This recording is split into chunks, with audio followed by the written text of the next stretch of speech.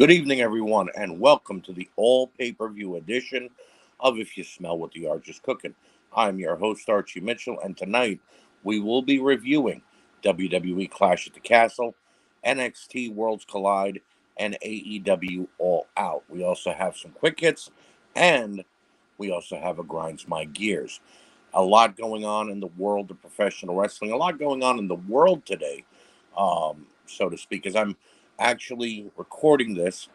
Today we learned that the passing of Queen Elizabeth over there in the UK. Our hearts and our prayers and thoughts go out to her family. I was speaking to my wife earlier today, and I said, you didn't really ever hear anything bad about the Queen. Everyone seemed to always love her and respect her. So, I mean, it's always good to see someone that is a trusted member of, I don't want to say politics because she's a queen. She's not voted into her position, but it's just nice to see someone who is in that type of position that doesn't use it to their own self gain, or at least I never heard of something like that happening. So, also a lot going on in AEW, and we will get into that a little later on. But I want to thank you guys for once again joining me and being an amazing support system here. We look over at the numbers every day of our viewers and who's watching and listening, and they just can continue to keep growing on every show. So thank you guys for continuing to be here for us on WrestleNet Radio and the We Can't Wrestle Podcast Network. So without any further ado, let's go ahead and get into some quick hits.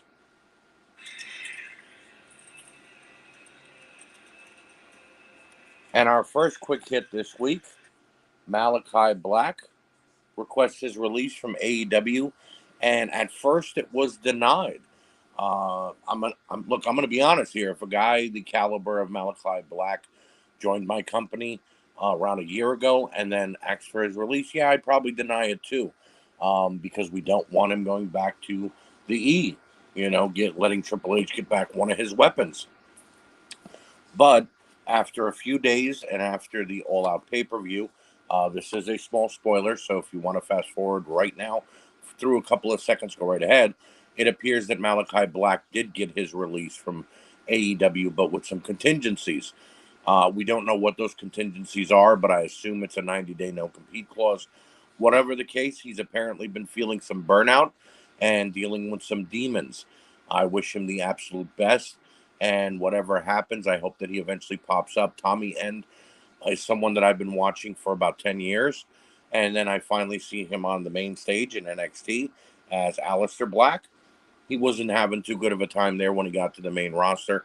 When he finally got to AEW as Malachi Black and they put him over Cody Rhodes, I assumed this guy was going to the moon and they were giving him a world title shot. But that wasn't the case. But in any indication, request was originally denied. Request finally granted with some contingencies, and it'll be interesting to see what happens now and what Tony Khan tries to do in regards to damage control, losing a lot of big names over the next couple of weeks. Number two, Triple H and Chris Jericho take shots at one another on Twitter. Chris Jericho heard a recent interview from Triple H, and during it, Triple H was asked, well, are you bitter because they beat you on Wednesday nights when NXT was on Wednesday nights battling Dynamite? And Triple H gave a very, very petty answer, and he said, they beat our developmental station. They beat NXT. Congratulations. Good for them. He did not answer anything else. That was what he exactly said to the T. Chris Jericho, on the other hand, a few days later said, oh, so now it's their developmental. But before we got our TV deal, they were pegging it to be the number one brand for the longest time. And it was even doing better than Raw and SmackDown in regards to pay-per-views. Jericho then fired back and said, our company is better. We don't need to think about the WWE. My boss has more money than his boss, and we don't need to mention the WWE. Chris, that's a load of bullshit. You and everyone on the AEW roster mentions the WWE on a daily basis. If it's not in a tweet or an Instagram post, it's on Friday Night Rampage Wednesday Night Dynamite. It's on pay-per-view. Whenever one of you guys get a mic or a chance to dig at the WWE, you do. So, this is all a little petty, but it's to be expected. It's what you see happening in wrestling companies all the time. Whatever the case may be, I'm interested to see what happens now, as I've been saying, with Triple H in the command seat, and moving forward, what continues to happen with AEW and how much competition WWE really thinks that they truly are. And finally, quick hit number 3, Pat McAfee to leave SmackDown for now and join the College Game Day show on ESPN. That is a show that talks about college football. Obviously, it's in its entirety, and examines what's going on, what we can expect. Pat is a great voice on any show. His show that he has on YouTube that goes along with his podcast is phenomenal. And him on SmackDown has brought a breath of fresh air to the WWE announcing. And I think that with Vince McMahon now being gone, he and Michael Cole became a really great commentary unit. But Pat loves the sport of football, whether it be college or professional. So obviously this man was going to take the bigger job, in his opinion. Triple H tweeted out that Pat approached him. He told him the opportunity that he had, but he would still stay on SmackDown if he had to wait out the rest of his contract. And Triple H said that they love Pat and they want to give him this opportunity, and they know he'll be back on SmackDown once college football is done. So we want to wish Pat the absolute best on his new job here from the If You Smell What the Arch is Cooking podcast. I hope that he does a great job there. I know I'll be watching, and I cannot wait to see him back on SmackDown whenever he is ready to return. So, moving forward now, let's go ahead and take a look at the first show review tonight, and that is WWE Clash at the Castle. And just a reminder that If You Smell What the Arch is Cooking is an intellectual property of the We Can't Wrestle podcast and WrestleNet Radio Network. Thank you for listening. We love you guys. So WWE Clash at the Castle, the first ever pay-per-view in over 30 years overseas in the UK. That's right. It's been 30 years. SummerSlam 92 was the last time they were there, and we know how great of a show that was. Well, Clash at the Castle was a great show also. We get an incredible highlight package to open the show. I'll say it before, I've said it before, and I'll say it again. No one does video like WWE when it comes to a highlight package or a promo or a vignette. Our opening bout will be Bayley, Dakota Kai, and Io Sky taking on Asuka, Alexa Bliss, and the Raw Women's Champion, Bianca Belair. Entertaining opening match, a lot of action happening all around the ring. Bliss is taking more risk, and her flip off the apron looked good. Asuka continues to impress, and Bianca is okay, but she's getting a little sloppy lately. I can let that go because Dakota and Io weren't perfect either. Great double team suplex on Bayley and a lot of continued action between all 6 women. Dakota hit her kick in the corner. Bayley landed her face buster, and then Io hit the moonsault for a great triple team. Bayley got the win for her team in 22 minutes and a really good start to this premium live event. Bret Hart is shown in the front row, and he looks so thrilled to be there, said no one ever. And that brings us to our next matchup, which is Sheamus versus Walter. Before the match, we saw Giovanni Vinci rejoin Imperium, and a brawl broke out between Holland, Dunn, Kaiser, and Vinci to the back. That left it just Sheamus and Walter. The match itself was a hard-hitting fight. 2 guys beating the crap out of each other with chops and right hands throughout. Sheamus beat down Walter with a brogue kick, white noise, and Celtic cross, but the champ kicked out at 2. Walter brutalized Sheamus with chops, 2 power bombs, and a vicious dropkick, and the challenger again kicked out. Walter finally hit a low clothesline and picked up the win in 30 minutes. My God, I love this match. I think it's the show stealer, and we're only 2 matches in, ladies and gentlemen. I mean, to see the way these 2 guys just beat the crap out of each other, like I said before, absolutely amazing. Post-match, the fans showed their respects to both men and gave Sheamus a standing ovation, even in defeat. We go to our next matchup, which is Shayna Baszler taking on Liv Morgan for the SmackDown Women's title. This was actually a good matchup, and Liv Morgan upped her game. We saw a lot of back and forth action with Baszler trying to punish Morgan, but the champion fighting back, locking in some decent looking submissions. Liv hurt the arm of Baszler with an armbar, and Shayna couldn't lock in her finisher because of it. Liv would make another comeback and hit her finisher. Morgan picked up the win in 18 minutes and is still the SmackDown Women's Champion. Liv Morgan didn't think I'd love this match, absolutely, honestly. Liv Morgan hasn't been doing the absolute best, but she surprised me here. And a real challenger like Shayna Baszler, this kind of cemented her title reign. UK legend Adrian Street and Miss Linda are shown in the crowd. And I honestly thought he passed away a couple of years ago, ladies and gentlemen. Back up to the ring, and it's going to be Edge and Mysterio taking on Balor and Priest. This match was a quick-paced contest between all four involved. Priest and Balor had a good early advantage and forced Edge and Ray to keep coming back. The veterans did all they could, and we even saw Edge hit a 619. Dominic caused a distraction. This allowed Ray to hit a Bighorn Conrana on Balor from the top rope. Rhea destroyed Dominic, but Ray hit a 619, and then Edge hit a spear and picked up the win in about 25 minutes. Good match, but I didn't agree with the ending. There was far too much outside interference. Post-match, Dominic Lobo blowed Edge and then clotheslined his father. Finally, he turned, but why not during the match? The crowd booed and Judgment Day cheered on from the floor. They looked like jackals just watching all the miserableness that was going on in the ring. They announced the attendance, and it's just shy of 63,000 fans. More than SummerSlam this year. Great turnout for the WWE across the pond. We go back up to the ring for Matt Riddle versus Seth Rollins. We saw two guys throwing everything they had at one another in this one. We saw flips, finishers, and a fight all in one. It was a good mixture and had the crowd on their feet. Riddle used a few different suplexes, even countering a superplex into a fisherman buster.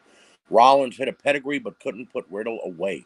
Riddle went crazy and pounded down on the back of Rollins' head, but then made a mistake on the outside. Rollins hit a stomp and then a curb stomp from the second rope and got the win in 27 minutes. Absolutely incredible matchup. I have to say both these guys threw caution to the wind and just went at it. Tyson Fury is shown ringside, and then we get a highlight package for Reigns versus McIntyre. Crowd pops when they hear Drew's Broken Dreams theme, and we are ready for our main event. Roman Reigns taking on Drew McIntyre in an absolute war between the two top guys in WWE right now.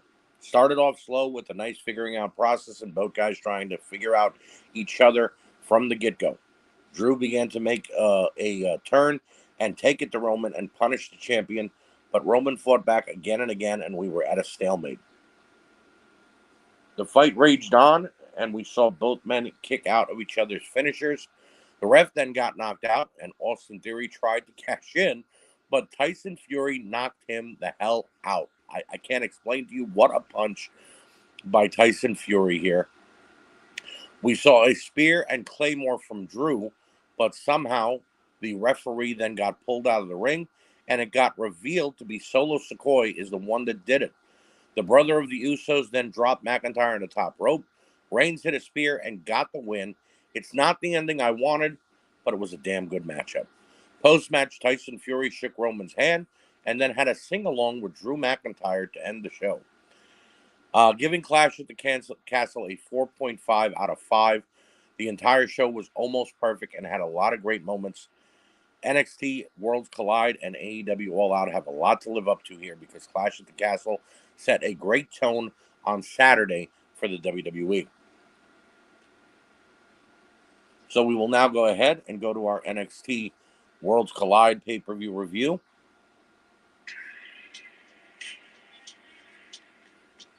And also a reminder to listen to If You Smell What the Arch is Cooking, The Year That Was, A Slice in Time, Mark's Indie Spotlight, and the We Can't Wrestle podcast, the one that started it all, right here on WrestleNet Radio. And NXT 2.0, another amazing highlight package for NXT and NXT UK starts us off. The new tagline, "The game has evolved," is absolutely amazing in my opinion. And we go to the ring for our opening bout. It's Ricochet taking on Carmelo Hayes for the North American title. This started off fast paced and on fire as both men pulled out all the stops. Ricochet was taking it to Carmelo inside and outside of the ring until Trick got involved and the distraction allowed Hayes to get the upper hand. We then watched these two men trade high risk shots and even go for a double springboard and meet in midair. Trick got involved again, but Ricochet took him out and it cost him.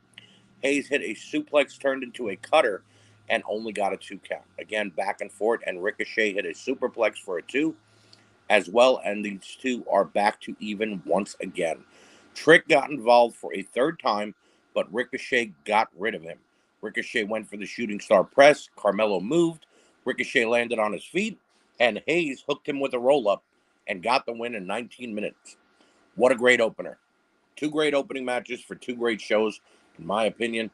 Carmelo Hayes is a great North American champion, and I am very happy to see Ricochet back in NXT. Incredible vignette for the career of Miko Satomura. She truly is the final boss. We then go to footage from earlier today of Roderick Strong being laid out in the parking lot. I wonder who did it. The Creeds get hyped up backstage, and we go to the ring for our next matchup. It is our first unification match of the night. Gallus taking on Pretty Deadly, taking on the NXT Tag Team Champions, the Creeds, taking on Briggs and Jensen, who are the NXT UK Tag Team Champions. We start as a brawl between all 8 guys, and action is all over the ring. The Creeds take out Gallus and Briggs and Jensen, but are immediately brought down by Pretty Deadly. Jensen and Briggs take out PD, and then both of them fly to the outside, taking out everyone. We see each team get highlighted throughout the entire match, but the Creeds just kept taking control. Julius and Brutus hit a sick version of the Doomsday device, and Gallus got eliminated. But they weren't done there because they took Briggs and Jensen with them. Both teams brawled to the back, and Briggs and Jensen got DQ'd, actually, which I didn't know was possible in a fatal 4-way elimination match. Pretty Deadly then took out Briggs and Jensen on their way out of the ring, and we were now down to 2 teams. Kit and Prince tried to throw the Creeds off, but Brutus and Julius powered out and kept coming back. The ref went down, and then Damon kept stopped Kid from using a chair, but then turned on Diamond Mine and used the chair on Julius. Pretty Deadly got the win in 28 minutes. Your winners and new NXT Unified Tag Team Champions, Pretty Deadly. This was exactly what it was supposed to be, and I definitely enjoyed it. I'm not a fan of Pretty Deadly, but you can't deny a great tag team, and I like the swerve here. I'm kind of wondering what happened there with Damon Kemp. We get a vignette for Blair Davenport and her stellar career in NXT UK and Japan. Tony D and Stax are now talking backstage, and Tony mentions he let all of Legato go. He asks Cameron Grimes to join his family, and Grimes walks off. Mandy Rose then gets her vignette next, and we see the entire run as her NXT Women's Championship reign, which is almost at a year. Mandy has definitely stepped up her game since coming back to NXT, and it's a wonder why they weren't using her like this on the main roster. So it's time now for our triple threat for the unification of the women's title. Mandy Rose taking on Miko Satomura, taking on Blair Davenport. Quick shots and pins start us off, and each woman trying to gain momentum. They send Miko to the outside, and Mandy takes control of Davenport. Mandy hit a nice looking fall away slam for 2, and Davenport began to fight back. Miko came in and sent Rose to the outside, and now Davenport took it to Satomura. All 3 got in the ring, and it was a battle for who would win. Blair hit her finisher, but Miko kicked out. We saw a roll-up by Davenport on Rose, but again, only 2. Miko was looking for a German suplex, but Mandy nailed both with her wicked-looking knee strike and got the pin on Davenport in 14 minutes. Your winner and new unified NXT Women's Champion, Mandy Rose. Very good women's match. The right woman won, in my opinion, because she's truly the face of NXT's women's division. It only makes sense. Mackenzie then interviews Wesley, and he's going to go one-on-one with JD McDowell this Tuesday night on NXT 2.0. Wes says that JD can get as dark as he wants. He won't like the result, though. Women's tag team title action now as Doudrop and Nikki ASH take on Kaden and Chance. This was decent, and I was glad to see Doudrop and Nikki to take control early on. Double team moves on both Caden and Chance by the challengers. Doudrop was about to take Chance off the top rope, but Toxic Attraction caused the distraction. I know that rhymes. Nikki attacked Gigi and JC on the outside, but Caden took out Doudrop. We saw Chance and Caden's finisher, and the champs retained the women's tag titles at the 13-minute mark. It was okay, no complaints. The dyad then discussed Joe Gacy and Cameron Grimes, but get interrupted by Grayson Waller. He makes fun of them, and then McKenzie comes up and asks him about his matchup with Apollo Crews. Waller acts annoying as fuck and then walks off. That's all I got on that one. The vignette for the NXT and NXT UK title matchup is fantastic and really shows you the entire history of both titles. Tyler Bate and Braun Breaker are our main event here, ladies and gentlemen. What a hard-hitting main event between two young superstars. Breaker used his strength and hit an amazing-looking suplex turned into a slam, but Bate kicked out. We saw Tyler hit the Tyler driver, the strong boy, and everything he had, but Breaker kept powering out. We saw the Breaker slam, but Bate reached the ropes in time, and the match raged on. Back and forth, they went until Tyler made a mistake, and that cost him. Breaker hit another finisher and picked up a huge win for this youngster at the 22-minute mark. Your winner and new NXT Unified Champion, Braun Breaker. A good main event to cap off the night. Post-match, Bate hands Braun both titles as the show of respect, and new champion celebrates to end this premium event. I'm giving NXT Worlds Collide a 4.5 out of 5 because my only gripe was NXT UK got shut down. I think Miko should have won only because you know what kind of prestige she would bring to that title. And I also think Ricochet should have won the North American title. But all in all, great pay-per-view. No real gripes, I got to be honest. Just me telling you my opinion on how I think the show should have went. And it's now time for our final review, and that is NXT All Out. And one last reminder, check out the Reliving the Extreme podcast with Nate, Aaron, and Chad. One of my favorite shows on the WrestleNet Radio Network. When you relive everything that's happened at ECW since day one. AEW All Out was the last pay-per-view of Sunday night. Covering only one pre-show match here because how big of a card it was. So let's go to the ring. It's Eddie Kingston taking on Tomohiro Ishii. Hard-hitting battle between two great veterans who wouldn't give up. They chopped, punched, and kicked one another down throughout the entire match until neither could stand. Eddie tried for his back fist, but Ishii just took it. Tomohiro made one mistake and went for a suplex, but Eddie reversed it and hit a Northern Lights suplex of his own. Got the win in 10 minutes. Very good matchup. Post-match, Eddie tries to show respect. Ishii walks off and just doesn't want to be dealt with it. I'm hoping that this means we get a third matchup between these two because Ishii has one win and Eddie now has one as well. The main show begins and we are welcomed by Excalibur, Taz, and Tony Schiavone. We go to the ring for our opening match, the Casino Battle Royal. And it's a host of superstars, but the first ones that are going to come out here are Rush, Andrade, Wheeler Yuta, Phoenix, Claudio, Dante Martin, Pentagon, and then the Joker is the last one in. And this was a car crash of epic proportions, and I mean that as a compliment. The powerbomb in the ladder match from Andrade to Yuta was sick, and the destroyer in the ladder match from Pentagon to Andrade was even worse. Everyone was down, and a group of hooded wrestlers hit the ring and beat down anyone standing. One finally went up and got the chip, but the Joker hadn't made his way out yet.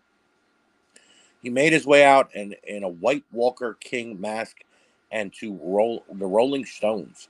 The masked men revealed to be Stokely Hathaway, the Gun Club, William Morrissey, and Lee Moriarty. The Joker, however, did not take his mask off, and I'm left wondering who the hell is this, ladies and gentlemen. We start off the show with this matchup, and this is what they do to us, meaning we're going to have to be driven crazy the entire pay-per-view or wait until Dynamite. Highlights for the Trios title finals featuring the Elite and the Dark Order are shown, and then we go right to the ring. It's the Elite, Kenny Omega, and the Young Bucks taking on the Dark Order and Adam Page. If you've never seen a trios match, this was it in a nutshell. The Bucks and the Dark Order exchanged super kicks and clotheslines. Page took it to the Bucks, and Omega finally came in. Omega and Page went toe-to-toe until Nick Jackson got involved and gave Omega the upper hand. The Bucks, Silver, and Reynolds were all down, and it came down to Page and Omega. Reversals and clotheslines went back and forth until Kenny hit a J Driller. The Bucks hit a BTE for only a 2, and this match just kept going. Silver countered a one-winged angel, but again only got a 2.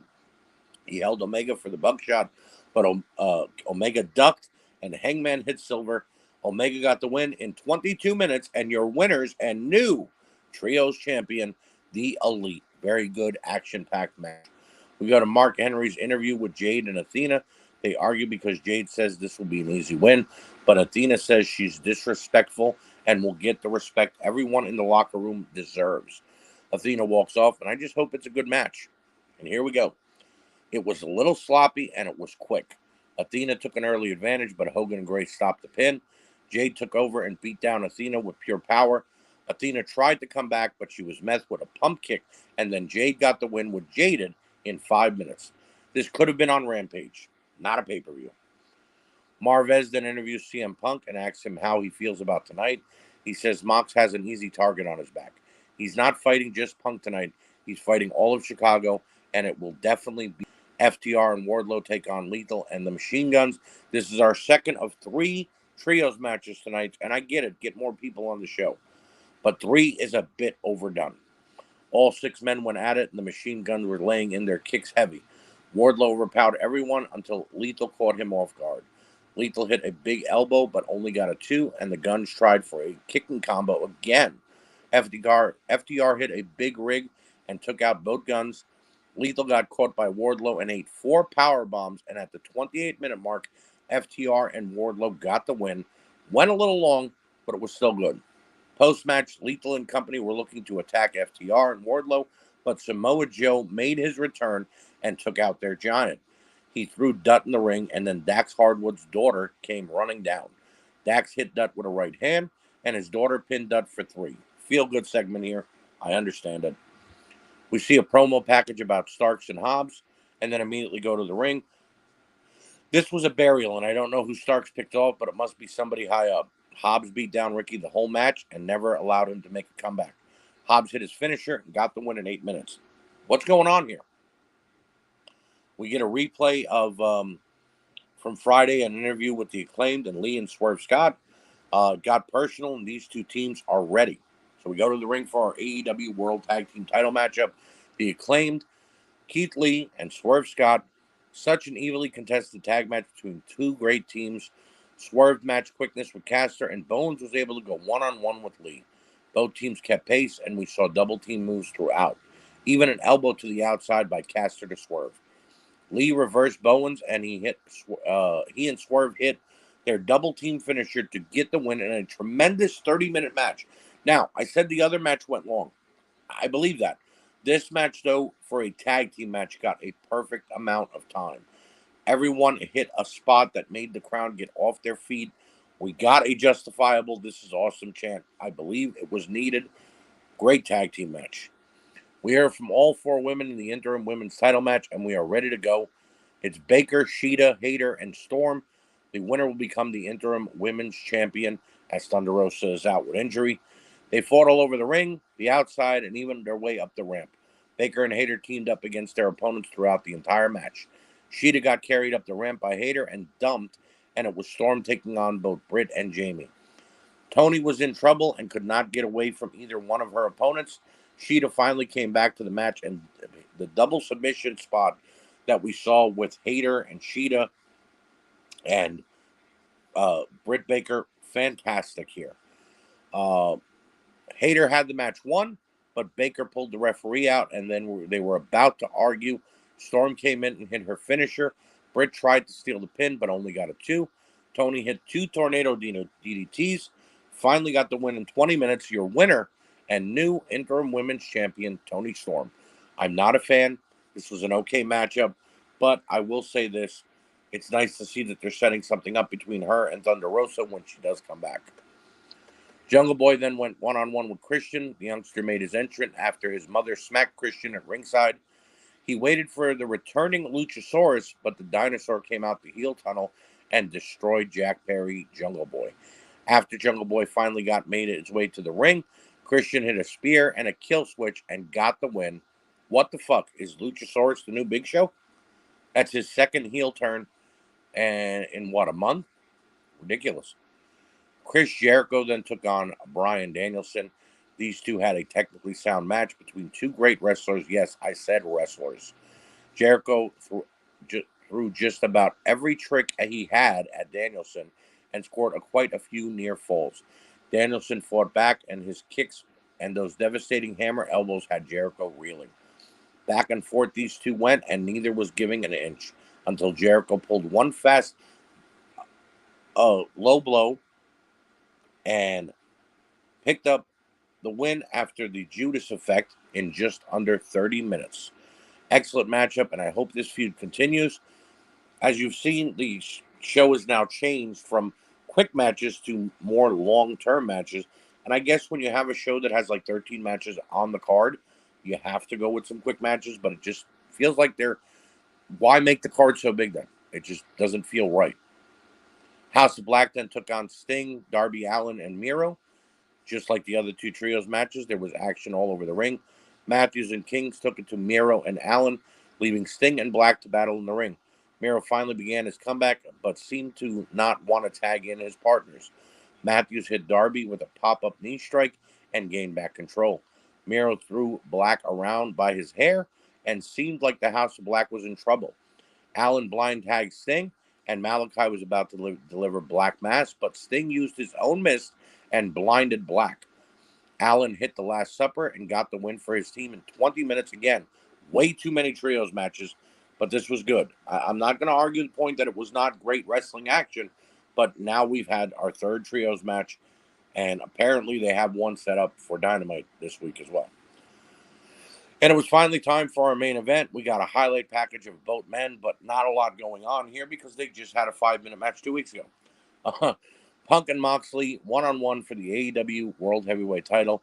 This one was so much more better than their match on Dynamite a few weeks ago, but it didn't take much to top that one. Mox busted Punk open early and caused him to fight back. Punk threw the same kick he had that he did on Dynamite a couple weeks ago that re-injured him, but was able to stay in the match. Mox caught Punk in midair with a Bulldog sleeper, but the challenger fought away and found a way to keep the champion on his toes. The hatred between these two was evident throughout the match, and neither was showing any respect. After fighting tooth and nail, Punk finally hit the GTS and got the win in 22 minutes. Your winner and new AEW champion, CM Punk. A war of the main event, and very enjoyable, but wait, there's more. Post-match, the arena went black, and a voicemail played of Tony Khan begging someone to come back and to be the Joker in the casino ladder match. The amount of money he offered was beeped out, and then a CM Punk promo from ROH began. After the promo video, the Joker was unmasking and puts on a familiar scarf, which got the fans to pop loud. The music played, and out walked the returning MJF to a thunderous ovation. The crowd were on their feet, Punk looked pissed, and the show went off the air. There were some quick matches, a couple of squash matches, and a little bit of sloppiness, but still a damn good pay-per-view. Ishii and Kingston, Jericho and Danielson, and Punk and Moxley, and that ending made this show. I am giving AEW All Out, again, a 4.5 out of 5, and before the ending, it was just a 4 because of a few hiccups. Still an amazing pay-per-view, and damn, what a good weekend for wrestling. If you're a wrestling fan, trust me when I tell you, this was the weekend to be a fan. So, with that being said, there's only one more segment left.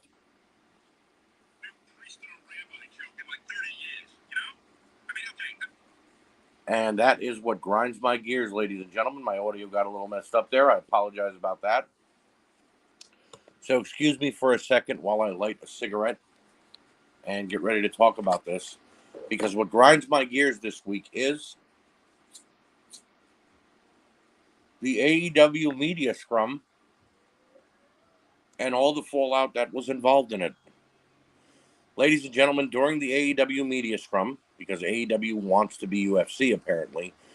CM Punk let out all of the dirty laundry and talked about what the Bucks and Kenny Omega did to him and Adam Page did to him by giving the dirt sheets some BS about him and Colt Cabana. He talked very badly about Colt Cabana, talked very badly about the entire company except for like John Moxley and Bryan Danielson and maybe one other person. And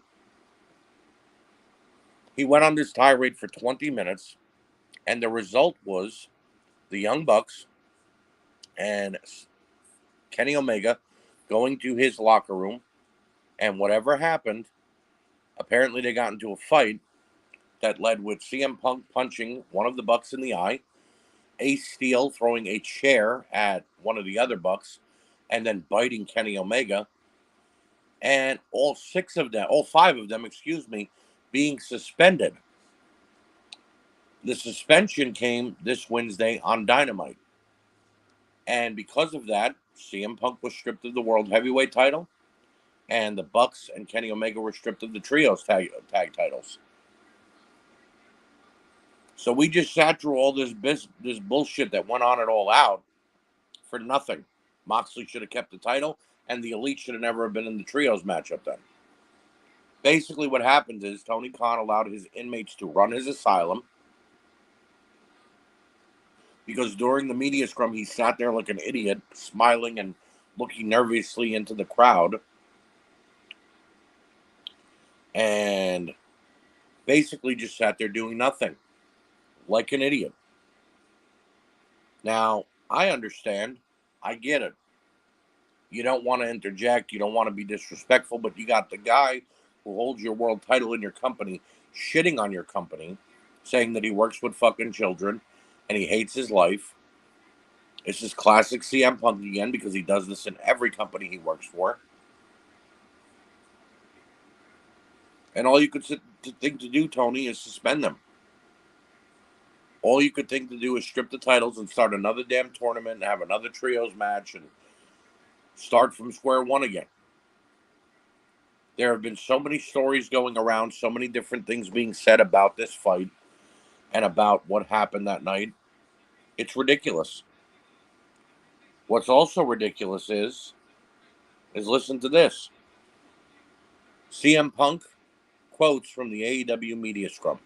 Our locker room, for all its wisdom and brilliance, isn't worth shit when there's an empty-headed idiot who's never done anything for this business and do public interviews and say, I don't really take advice. He's talking about Hangman Page. He also said that in 2022, I haven't been friends with this guy since I was at least 2014, late 2013. The fact that I have to sit up here with irresponsible people who call themselves EVPs that couldn't manage a fucking target, who spread lies and bullshit to put into the media that I got someone fired when I have fuck all to do with it. He's talking about the Young Bucks. If you're an EVP, you don't try to middle your top babyface. Try to get your niche audience that's in the internet to hate him for some made-up bullshit. He's talking about Kenny Omega there. Now, I'm not siding with either one. The Bucks and Kenny Omega were wrong for going to his locker room and it leading to a fight, and CM Punk was 100% wrong for bitching and moaning during a media scrum. But I'm placing the blame solely on Tony Khan here, if this is all real. Because in all truth and honesty, ladies and gentlemen, I honestly feel this is a work. I feel that this is Crash TV at its best. This is blurring the lines of what's real and what's fake. This is Tony Khan trying to get people to watch AEW. I'm willing to believe that in a couple days when the ratings come out, we will see that this episode of AEW was probably the most watched episode of all episodes for AEW. And that going forward, he's going to continue this. Going forward, he's going to try and blur the lines to make you think that all of his wrestlers hate each other and that in a moment's notice, one of them could leave or be fired or quit or be suspended, and he's not afraid to take a title off of them. Now, I know this worked back in the Attitude Era. Vince Russo and Eric Bischoff were famous for it. Hell, Eric Bischoff wrote a damn book about it. Controversy creates cash. But in 2022, your fans aren't stupid. In 2022, if it comes out that you did this as a work, the fans are never going to look at you the same. Because they're going to first say, "Oh my God, they worked me. Oh God, this was fake. Wow," and then they're going to say, "This is bullshit," because now I don't know what to believe anymore. I don't know what I'm going to look at anymore. If this is all fake and all work, well done, Mr. Khan, for your small, minuscule ratings boost for a couple of weeks, and then probably dropping back down. Now I get it. You've been getting 1 million viewers every week. That's fine and well, but you need consistency. You need to raise up that number. Just because you're number one in cable between 18 to 39 doesn't really mean anything. There are more older people and much more younger people than 18 to 39. And none of them care to watch your product. So maybe get smart. Start doing the right thing. Start letting somebody else book your show. Stop letting your wrestlers do whatever the fuck they want. The funny thing about all of this, though, the real BS bullshit thing is that people a couple of weeks ago were saying that Eddie Kingston's a bad seed.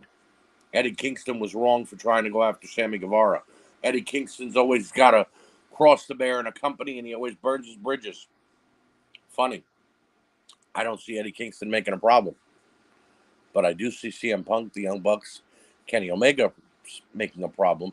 And I see Adam Page being lumped into that because he's part of the elite.